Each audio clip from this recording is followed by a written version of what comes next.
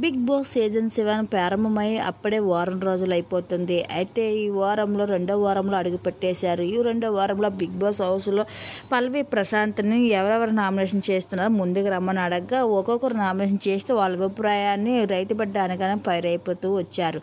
వాళ్ళందరి గురించి పక్కన పెట్టేస్తే ఇంకా రితిక మాత్రం ఇప్పుడు వచ్చిన అవకాశం వదులుకోకుండా రైతు బిడ్డ అన్న తనని ఎన్నో తిట్టుకుంటూ వచ్చింది.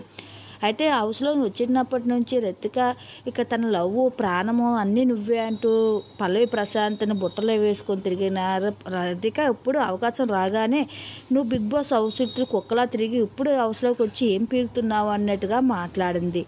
ఎన్ని మాటలు ఆడినా పల్లవి ప్రశాంత్ రితికని ఏం మాట్లాడుకుంటూ అలాగే చూస్తూ ఉన్నాడు. తన మాటలు కన్నీళ్ళు కూడా పెట్టుకున్నాడు.